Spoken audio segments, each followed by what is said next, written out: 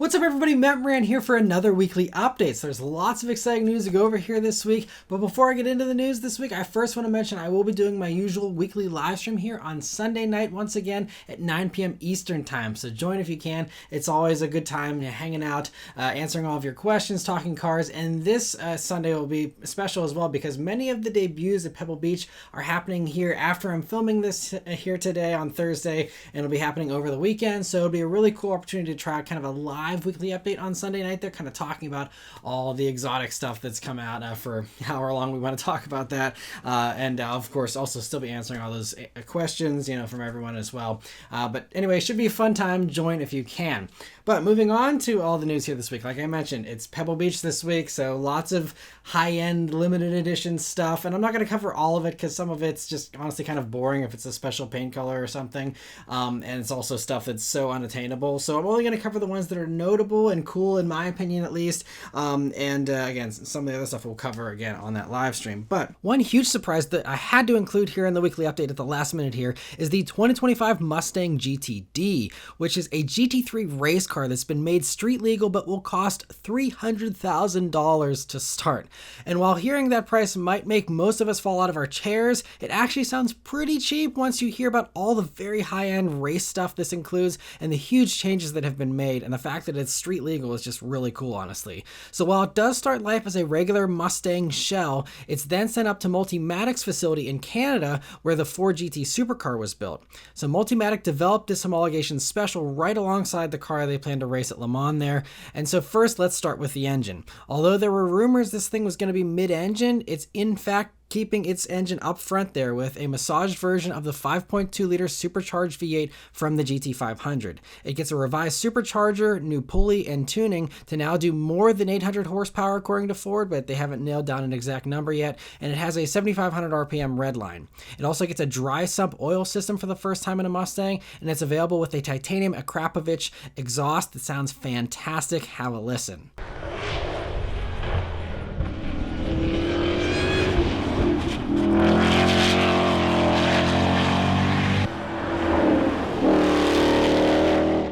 It runs through a carbon fiber drive shaft to the other huge change, a rear Tremec transaxle, where the 8-speed dual clutch transmission is now located. This also gives it perfect 50-50 weight distribution now versus the 56.6% front distribution that the GT500 had, but there's no curb weight that's been provided yet for the car, but expect it to be very, very light. Much of the body is carbon fiber. The suspension is also a wild change, getting Multimatic's adaptive spool valve dampers with a hydraulically accentuated dual spring rate and unequal length control arm suspension up front and a pushrod style multi-link rear, and the whole thing can drop the car down 1.6 inches in track mode similar to the Ford GT. It's all integrated into a tubular subframe just like the race car, and because of this setup and the cooling required for that transaxle, there is no trunk in this Mustang, and you can see the rear deck lid there has been turned into a cooling grill, and there's just some extra ventilation there. Also wild is the tire setup with a 4-inch wider track than a regular Mustang, and it rides on 20-inch forged aluminum wheels with forged magnesium wheels being optional. Either way, they're wrapped in 325 wide front and 345 wide rear Michelin Pilot Sport Cup 2R tires, which are some of the widest front tires on a car today. The brakes are huge carbon ceramics from Brembo, and the wild arrow on the car ensures that none of this handling hardware goes to waste, with everything you see being functional and many of the body panels being able to be optioned as carbon fiber. That huge rear wing is also an option, surprisingly, and has a hydraulically controlled active drag reduction system, a DRS system, to change the downforce in real time. And there's also an option to get a carbon fiber underbody that also has hydraulically actuated flaps. And so, as you can tell, they aren't messing around with this car and are targeting a Nürburgring time under 7 minutes, right up there with the best road cars from the Europeans. And Ford CEO Jim Farley even said, "This is our company. We're throwing down the gauntlet and saying, come and get it. We're comfortable putting everyone else on notice. I'll take track time in a Mustang GTD against any other auto boss in their best road car."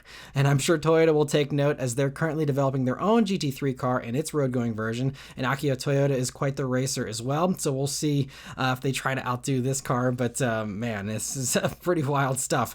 The inside of this car wasn't shown, but it will retain the same screens as a regular Mustang, they say, but one thing it doesn't keep are the rear seats, which were thrown out for weight savings, of course, and the front seats are are racing style Recaros, and they also mentioned you'll be able to get the shifter, shift paddles, and serial plate made in 3D printed titanium that was taken from old F-22 fighter jets, which is a cool touch.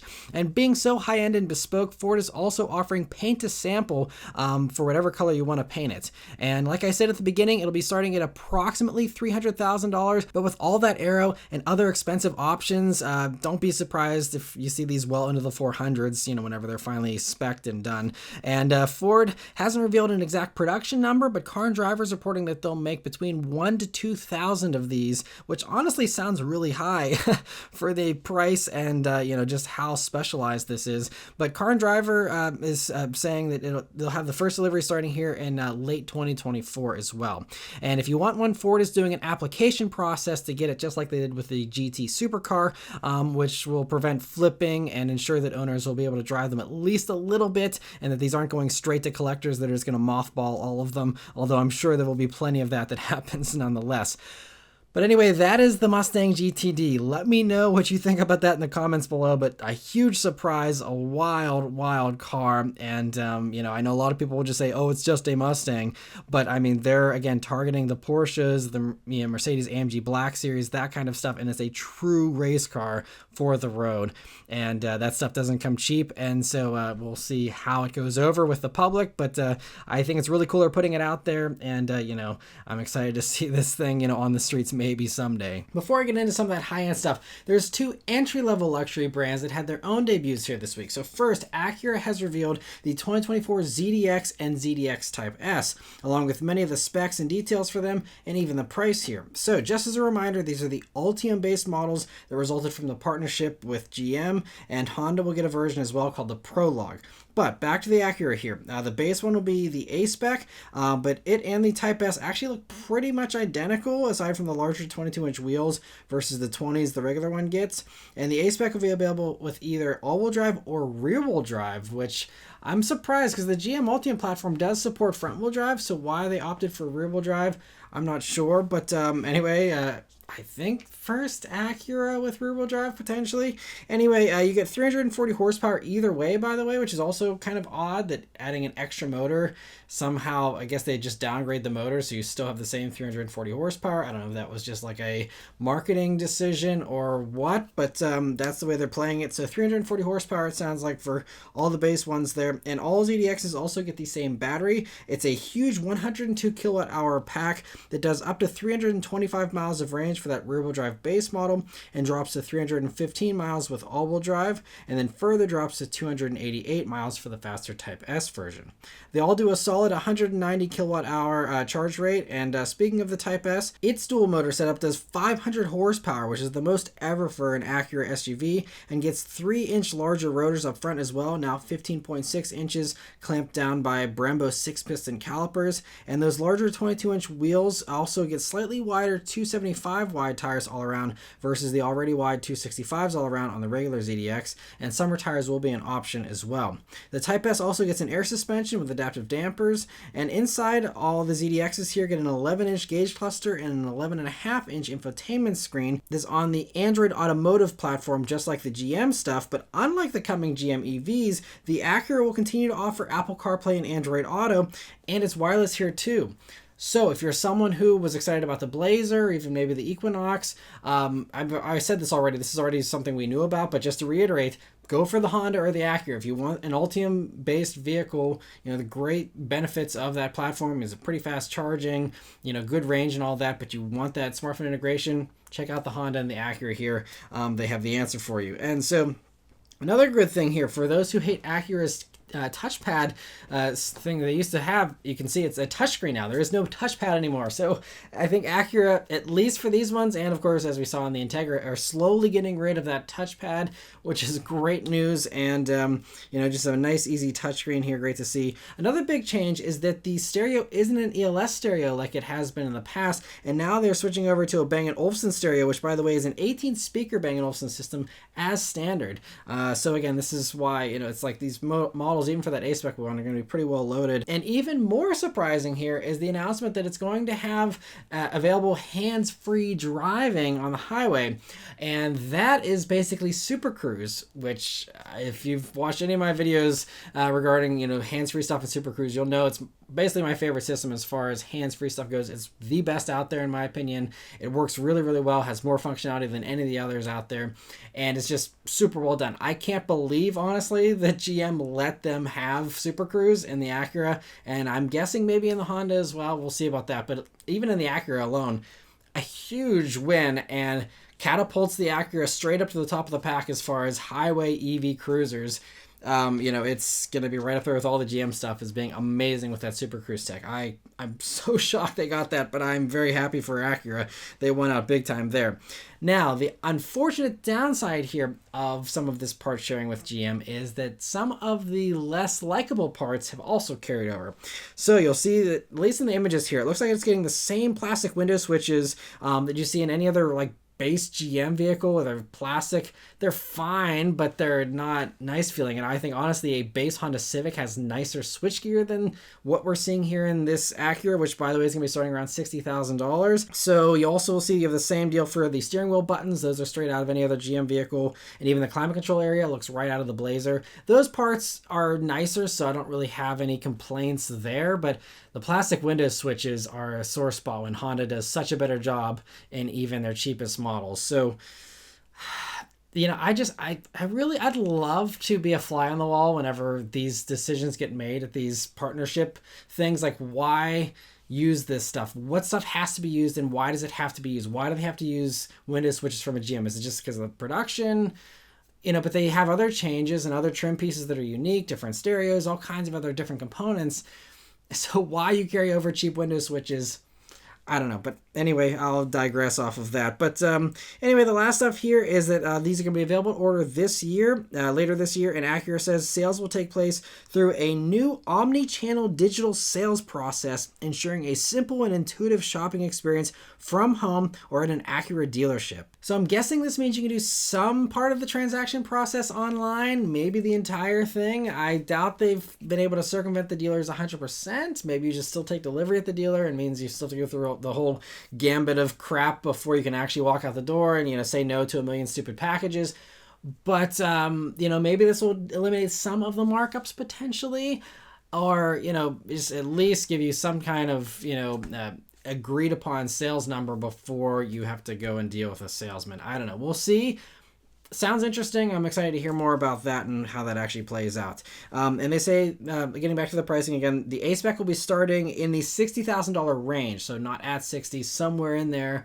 We'll have to wait and see. And they say the Type S will be in the $70,000 range when they hit the roads early next year. And while that may sound high, you have to keep in mind, like a Genesis GV60, which is smaller and has a few things, a little bit less power and stuff. Those, the same thing, performance version is, around 70, 60 for, the lower ones there. Now, they are starting to offer discounts on some of this stuff, so maybe Acura will try and undercut a little bit to not have that same holdup that Genesis and some of the others might be having, but we'll see. They say they're going to be hitting roads early next year, and so I'm hoping to be able to try that out here sometime next year, and pretty excited for that. I think it'd be really cool to have the great GM tech and have stuff like CarPlay and Super Cruise and all that. It'd be great. So anyway, cool to see that. Acura also surprised us with 3 teaser images of their new performance electric vision concept, which likely hints at a future NSX, even if this is a little more far out. It'll at least give us some design ideas potentially. And it also debuts this neon green lighting signature that may be seen in the future as well.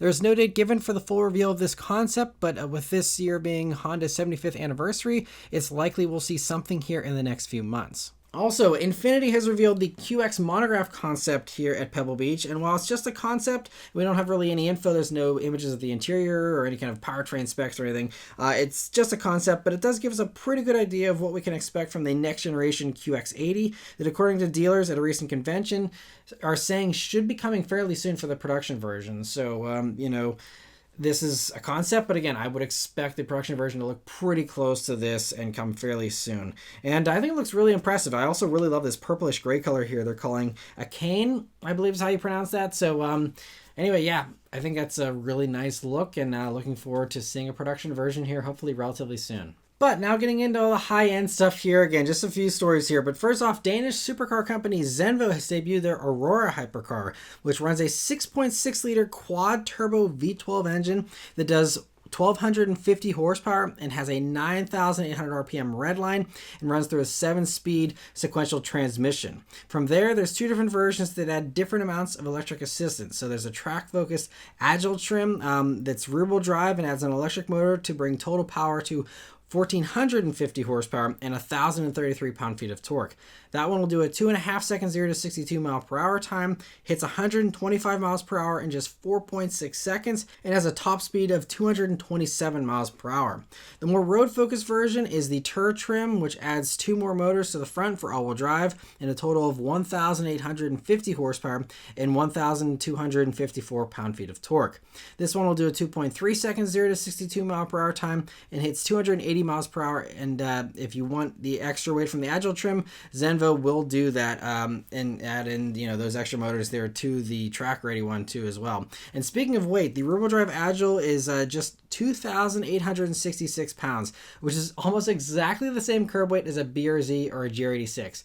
So imagine, obviously this is a bigger car, but something that weighs as much as those, that is over 1,200 horsepower, a quad turbo V12.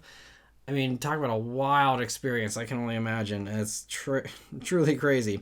Anyway, and even the Tur model, the heavier one with the extra motors up front there, still weighs just 3,197 pounds. It also gets a front push rod and rear double wishbone suspension. Only 50 of each of those two trims will be made, and production doesn't start till 2026. And pricing starts at about $2.8 million. So cool to see that. Lamborghini's big EV debut they teased last week. That is going to be coming here on Friday, so it might already be out as the time you're watching this, but I have not seen it yet because I'm filming this on Thursday here. So we'll discuss that in the live stream on Sunday. But until then, they did tease a silhouette here that confirms it'll be a 2+2, and we also get a look at the front end thanks to a little teaser video they posted on the X platform that I have to call it now. And so, we'll see how that all plays out. It'll be very interesting to see how Lamborghini does in EV here. Moving on here, like we expected, Aston Martin has revealed the Volante version of the DB12 at Pebble Beach. And so just like the coupe, you won't be able to tell if you're looking at the 11 or the 12 if you're behind it in traffic because it's identical in the back. Still pretty sour that they did nothing to the back end here really. But it gets all the same improvements as the hardtop DB12 with the 671 horsepower Mercedes 4-liter twin-turbo V8 and gets a completely new interior as well. And like the old Volante, it gets some slight reinforcements to get close to the rigidity that was lost by hacking off the roof there. And it continues with the cloth soft top that has 8 layers and goes down in 14 seconds. It's going into production soon here, and the first deliveries will be arriving before the end of this year. So cool to see that, and just, I'm always happy to see a new Aston Martin, even if it's not super impressive, just great to see nonetheless. But speaking of that Mercedes-AMG twin-turbo V8, I have to cover a story here. Last week I talked about how the Car and Driver had a report that they had multiple sources claiming that the V8 was going to come back in the C63 and the E63, and everyone said, aha, see, we were right, like, why ditch the V8s? Like, this is what everyone wants, just give it to everyone, forget about the fines and the emissions regulations. And so, it was fun while it lasted, but we've got a nice dose of cold water here and a dose of reality that most likely is not happening. I guess we at least have two stories at odds here. We'll see whose speculation is right. But according to two different insider sources from German publication Automotor und Sport, their AMG sources they checked with when they heard this, they said, hey, is this something that's happening? It's supposedly their sources basically just whenever they brought these questions up, they just encountered a general shaking of heads, and that one of their contacts even said, this is pure nonsense. So now, we'll have to see, because obviously all these people are insiders. Insiders have a vested interest in keeping things quiet, even if they do talk a little bit, off the record. But, so this could potentially be Mercedes bluffing and being like, oh no, like we love having zero demand for the C63 and the E63. Like it's all good. And, trying to, just keep on going with the company line of this is the greatest thing ever. Maybe it's that Car and Driver's just misinformed, or maybe they're just looking for clicks, and maybe it's true, and Mercedes is not doing this. We will see which way this goes, but I mean, the other thing after this whole story came out last week, German website MB Passion, they had their own anonymous insiders that claim that at least as far as dealers are concerned, Mercedes seems to be getting the sense that the new C63 demand is close to zero. Again, I don't know. We will, I'd love to be able to talk to German dealers myself and see, and, I feel like there probably is little demand for this. And if that is true, then Mercedes will have to change something. They're either going to get rid of the C63 and E63, which seems pretty much unthinkable, or they're going to have to make a change. Now, whether that change is truly bringing back the V8 like Car and Driver is claiming, or if that's other changes, like maybe hacking the price and dropping it way down. Because, I think in Germany, the problem, according to MB Passion's, report here, is that it's basically about 10 to 15,000 euros more expensive than a comparable M3, which has the bigger engine, doesn't have all the hybrid stuff and all that, and that's the tough sell here. So, okay, maybe you hack it down to a price that's comparable to the M3, or maybe even go more ambitious and undercut the M3 price. That could maybe bring some people in that might be a little bit more open-minded to a four-cylinder C63. Or the other option I'm seeing, E63, there's only so much they can do there, but with the C63, they could bring in the six-cylinder from the E63, and then you match the M3. You both have straight six engines, so turbocharging and, the hybridization would give it extra power over the M3. And then maybe softens the blow a little bit of like, okay, well, now we're upgrading you to at least 2 more cylinders, not 4, but, still could be an improvement nonetheless, could drum up some interest.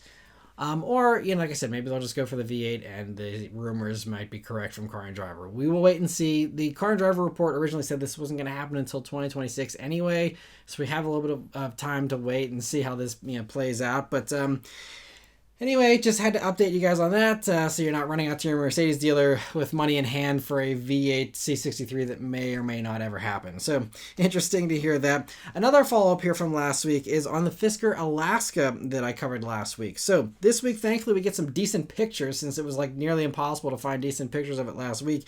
We got good pictures here inside and out, thankfully. Rookie mistake there, along with some targeted specifications and pricing, they say. So, it'll be available with 2 battery packs. One is a 75 kilowatt hour pack with 230 miles of range, and the other is a 113 kilowatt hour pack with 340 miles of range. There's no horsepower figures given for any of these yet, but they say 0 to 60 times will range from 7.2 seconds for the slowest one, all the way down to 3.9 seconds for the fastest one. Prices are currently expected to start, they say, at about $45,400, and they plan to build it in the US when it's supposed to start production in the first quarter of 2025. I wouldn't hold your breath for that either. It'd be nice if they could actually deliver on that price point at that point in time. But like I said last week, the Ocean production has been going very slowly from everything I've seen so far. And we will see how Fisker's plans play out. But it's ambitious, it sounds great, and we'll see what happens. Another vehicle that got some specs this week was the 2024 Audi SQ8. So I already reviewed the regular Q8, was really impressed with it, and we heard there's an S version coming. We didn't have any details on it though. Now we have all the details on it, and so it's a pretty big upgrade here. So it adds a second rear motor for a tri-motor setup now, and while horsepower is only 496, torque is now 718 pound-feet of torque, which is 228 more pound-feet than the regular Q8. That sounds more like an RS Q8 than it does in a regular SQ8. But anyway, horsepower is up a solid 94 horsepower as well, and this drops the 0 to 60 time by 1.2 seconds, now a 4.2 second 0 to 60 time. It'll do 253 miles from the same 106 kilowatt hour battery the regular Q8 uses, which means you lose about 32 miles of range as a result of that extra power. And if you get the optional 22-inch wheels, that number drops to 218 miles of range, so it really drops fast. Honestly, it makes me wonder like if these things didn't have to have huge brakes, like what if you went down to like 15-inch wheels? Would you have like 400 miles of range? I don't know. I'm sure there's some engineering limit of how small you go before you quit getting any kind of benefits out of it. But it's just kind of funny how it's like you have basically like a 40-mile spread between going for 22-inch wheels and 20s. It's crazy. Anyway, though, moving on here, other performance improvements are 6-piston calipers on 15.7-inch front 2-piece rotors and 13.8-inch single piston brakes there in the back. You also get the silver accents and badging, plus there's fender flares that add an extra 1.5 inches of width. The extra performance will cost you an extra $10,000 or so, and they'll be starting at $90,895, and they're arriving in the fourth quarter of this year. So cool to see that. Sounds like a great improvement. Another electric SUV that was actually leaked this week was the production version of the Kia EV5. So Car News China found some images here of the Chinese market version of the EV5 that was posted on the Chinese government's regulatory website, where most Chinese market vehicles seem to get leaked. Like, I don't even know why. They should just do the reveal at the same time that they upload the pictures to the Chinese government site, because it's like it instantly leaks. It's kind of crazy, and it's also the way they designed it, because they have this like built-in like public observation period before it's approved by the government. So kind of just throws out the idea of any kind of reveal for any Chinese market vehicle. Anyway, we saw the concept back in March. It looked really impressive, and impressively the production version looks almost identical, aside from having the usual stuff: bigger side mirrors, door handles, slightly smaller wheels. It's basically this concept otherwise. So it's really impressive. So way to go, Kia, for actually building your concept cars. Such a hard thing for other companies to do, and yet Kia seems to be doing it pretty consistently here. Anyway, the leak also includes dimensions, and even though it looks big, it's actually about the same length and width as the EV6, just a lot taller, which is honestly, from those pictures, really hard to imagine, because it doesn't, the EV6 is not a big car, and this is just, it looks a lot bigger. But anyway, on top of that, the wheelbase is supposedly 16 inches shorter on this, even though it's on the same eGMP platform. I'm not sure why they would shrink the wheelbase down, since that usually hurts your interior space, but we will see, once we're able to climb around in these things, what, the story's like on the inside there. But the mechanical details might be a little less accurate here compared to what's leaked here from the Chinese stuff. The US version is going to be a little bit different, because in China, it's going to be getting a battery pack by BYD. We won't get that battery pack here in the States. So, it'll be a little bit different. I think they were saying supposedly the pack here in the States would get a max of like 362 miles of range, potentially. We'll see. But they say this base version, at least over in China, is going to get rear-wheel drive. It'll do 215 horsepower and 229 pound-feet of torque, which is consistent with base models, from other Hyundai products, and Kia stuff. So an all-wheel drive version, it's not going to be offered supposedly in China, but it'll almost certainly be offered here in the States, and probably do the same kind of specs as you see from any other all-wheel drive eGMP platform stuff. Anyway, in China, the official debut will be happening next week at the Chengdu Motor Show, and it's something I'd expect to see. Debuts that, Korea is going to have a debut, I'm sure, around the same time, and, could potentially debut maybe at the LA Auto Show in November here for us, since we always seem to get things a few months later. That's kind of my guess there. We will see. Could be some other time too, but anyway, just great to see that it's a concept car come to life. It looks great. I think it's going to sell really well, probably even better than the EV6 considering the more traditional shape, and should be great. But getting back to gas-powered car news here, there's a new report from the BMW blog that claims that the M2 could get an xDrive all-wheel drive version here soon. So the website claims that it's under development already, and that BMW will decide on whether or not they want to produce it pretty soon here, but they say the chances are pretty good, and I can certainly see why. You're talking about, you're already using all the same stuff from the M3 and the M4 anyway, for the most part. It's, very similar swappable stuff. So why not swap in the xDrive all-wheel drive system? You get a whole group of customers that weren't able to get it before because they live in the snow belt and stuff, and those people can now entertain the idea of getting an M2. It's great, and I think it'd be awesome to see more all-wheel drive coupes, because that's a very rare thing these days. So that would be great. And the only downsides here are that make the vehicle even heavier, which is already a common complaint about the M2, and so you add more weight, a lot more weight with the all-wheel drive system there, and the fact that it'll be all-wheel drive, it'll be automatic only, of course, for the all-wheel drive version, because all the all-wheel drive BMW M models are going to have the automatic only. And there's talk already that the manual is going to go away from the M2 anyway in the next few years, so no surprise there. But of course, the all-wheel drive version will be auto only, and if they do decide to do it, supposedly it'll be launching in 2026. And before that happens, though, the CS version is going to be coming, which has been rumored to get about 520 horsepower, supposedly, and be the more hardcore version, of course. And so, yeah, but let me know in the comments whether you'd be excited about an all-wheel drive M2. I know there's a lot of people that really are excited about the M240i xDrive, so I could see this being a very successful thing to do the M2 as well. But not a Pebble Beach debut here, but Jeep has their own limited edition debut here this week. And so it's the 2023 Gladiator Rubicon FarOut Special Edition. So it'll be the end of this short-lived 3-liter eco diesel in the Gladiator after the end of the diesel Wrangler was just announced not too long ago as well. And to celebrate the engine, it gets graphics that announce the diesel's presence along with 33-inch tires on 17-inch wheels, a steel front bumper, and Dana 44 front and rear axles, along with a few other, small little touches and trim pieces and stuff. And so only 1,000 of these will be made, and they'll be starting at an eye-watering $71,790, including destination. Which I won't go on a whole soapbox about this, but I don't know who's paying over $70,000 for a Gladiator. It's a great motor. I tried it out in the Wrangler a few years back, but man, 71 grand for a Rubicon, a Gladiator, just. Whew. Anyway, if that price doesn't make you want to run for the hills and run the other way, you only have until the end of September to get your order in, with deliveries starting before the end of September.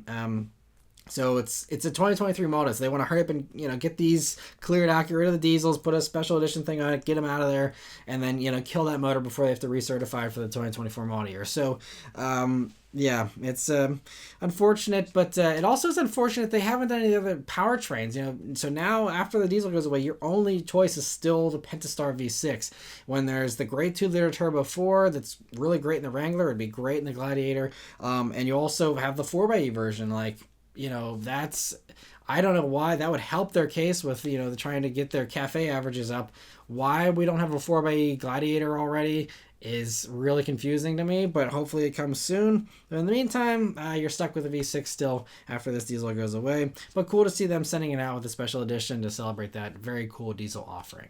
In some other truck news here, the new Nissan Frontier that just came out like 2 years ago, supposedly it wasn't planned to get a very long life cycle, which is news to me, but apparently that life cycle has now been extended according to Automotive News. They have a new report here. And so they supposedly had only planned to build this new Frontier until the 2027 model year, but now, according to a supplier memo, this has now been extended to the 2029 model year. And even that seems so soon, considering the last one, lasted almost 17 years before it was replaced. So I was expecting this new one to last till like 2040. That might be an exaggeration, but I was expecting it to last a really long time, at least 10 years. And instead, it's going to be done here by the end of this decade, supposedly. So we'll see, how this plan, ends up panning out, because this is going to come down to their EV plans for Nissan. That same factory will begin building EVs in 2026 for both Nissan and Infiniti, thanks to the Titan going away, which I just talked about last week. Titan's getting discontinued. That space is going to get cleared out so they can build some EVs there. What they end up doing for the Frontier remains to be seen. Obviously, it would behoove them, if they're having an American factory, building EVs already, right, next door there, it would make sense to convert the Frontier over to EV, have it have the edge of potentially getting tax credits. We'll see what 2030, is like, but, having tax credits at that point, and having something built in the States, avoiding the chicken tax and all that, so, we'll see how that plays out, but I think, that's what Automotive News here is suggesting, and the supplier suggested, is that 2030 we could see an electric Frontier come in, and be interesting to see how they play that. But just for those that were curious, the Frontier will at least last through the remainder of this decade, but might not last beyond that, surprisingly. And for the last little bit of interesting truck news here, Toyota has revealed the Rangga concept at the Gaikindo in Indonesia International Auto Show. I apologize if I butchered that, but to be clear, this is almost 100% exclusive to Indonesia and maybe a few surrounding Asian countries, but it could give us a rough idea of the kind of styling that Toyota may be thinking about considering for that Corolla-based pickup truck that we've been hearing rumors about coming sometime between now and 2027. And that's still just a rumor. We don't even know if that's happening. But, you know, in markets where small little trucks do still sell, like, you know, in Indonesia here, I mean, it's really cool to see what can be done. This is clearly a body-on-frame thing, so this is a lot different than what would ever be done with a Corolla-based, you know, kind of a truck. But, you know, it's a shame because I'm sure something like this probably wouldn't pass crash standards here in the U.S., but I actually think that something like this would sell super well here. I mean, call me crazy, but I think that, you know, if you had something that was actually like starting under $20,000, small, a two-door little thing like this, I think that they would sell a ton of these things. And, you know, especially if you make a crew cab version and have a more polished off truck bed there in the back, I think that it could be, you know, something that sells even hotter than the Maverick potentially. So, and they even showed off some of the different use cases for this truck, you know, an ice cream truck and all these fun things. I especially love the drift truck one. Super cool to see that. And those also kind of showed off a more polished, again, truck bed like we could see potentially on some US version, and some nicer headlights like we, you know, most likely get here and stuff. I mean, I'm sure there's probably no way they can bring that platform here for a variety of reasons, but if they can find a way, sell that thing here cheap, I think that could be the thing that a lot of people would want. You know, all these people that want Mavericks and stuff like that, but want the Toyota thing and want something even smaller than that, I think it'd be a really good hit. I don't know. Let me know what you think in the comments below. Lastly, I want to thank all of you that are members of the Matt Moran Motoring Club. So we did have several new members join this past week, and so I'm very appreciative for those of you who joined. So I want to give a shout out here. Many people were able to rejoin as well thanks to the membership gifts, and also we had some new members that were able to get those gifts as well. So first off, huge welcome and thanks here to Stephen Raff, who joined during the live stream there and joined on his own. So thank you so much, Stephen, for joining and for your support and for all the kind comments and the super chats and all that. I really appreciate the support. It really means a lot. And I also want to give a thanks to Sean Brewer, Kyle, and the Trucking Car Guy for all gifting memberships here in the past live stream as well, that again allowed lots of people to rejoin, and we had some new members join. So I want to give a big welcome here to those members as well. So welcome to Paul Fernando, Steven, Joe Espo, Justin, and Michael Hutchins. Welcome to all of you as well. I hope you're all enjoying the perks so far, and I hope you all enjoy the perks here going forward as well, with the priority answering in the live streams, which is one of the big perks here of being a member, as well as all the other member perks. Hope you're enjoying all that stuff so far. And for anyone else that would like to become a member and join, there's always join buttons here on the video page, on the channel page, and also a link in the description. But I really appreciate the support from all of you. It really means a lot. And anyway, that's it as far as all the news this week, guys. Let me know your thoughts on all this stuff in the comments below. Please also leave a like and subscribe to keep these videos coming, and I'll see you guys on the next one. Take care.